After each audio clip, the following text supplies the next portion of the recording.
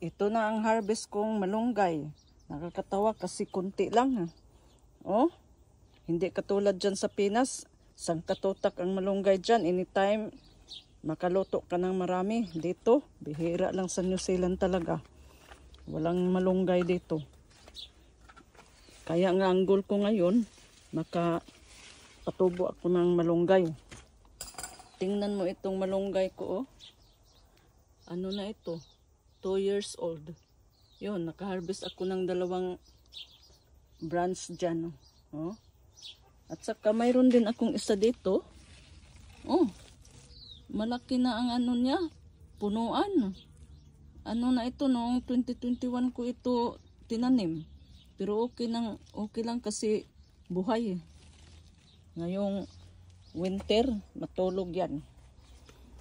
2 dyan ang tinanim ko. Tapos mayroon pa ako ditong isa na 2021 ko rin ito tinanim. Buhay pa rin pero hindi nakatubo ng maayos kasi natabunan siya ng mga beans ko dito. Oh. Kaya kinuha ko yung beans ko. Kahit marami pang bunga at saka maraming bulaklak para maarawan ito. Oh. Itong malunggay ko. Oh. Malaki ang punuan niya. Tapos mabuti na lang tumaas na yung shoot niya dyan, oh. Ayun. Ano na yun? 2021 ko yung tanim. Pero okay lang kasi buhay sila. Mayroon pa ako ditong 2.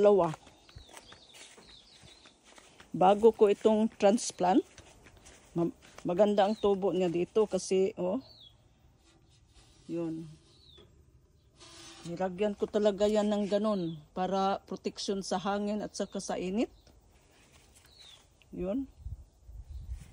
At saka ito ding isa. Ito, talagang maganda ito siya. Talagang ang galing niyang tubo. Oh. Kasi nung transplant ko dito, talagang mayroon siyang kaagad na protection, cover ng stainless. Oh, at saka ito, para hindi ma-upset sa init. Ayun.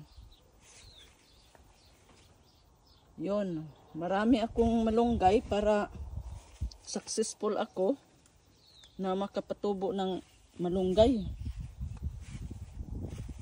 Mayroon pa ako itong mga ano ko, oh. Itong malunggay ko. At saka mayroon din akong lemongrass, tanglad. Kompleto sa sangkapan para hindi na bibilis labas kasi walang mga tinda dito na pang Pilipino. Yun, tingnan mong alubati ko, malabar. Pang Pilipino talaga ito na mga tanim.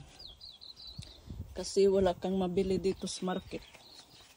Yun. Oh, lemongrass ko rin yan.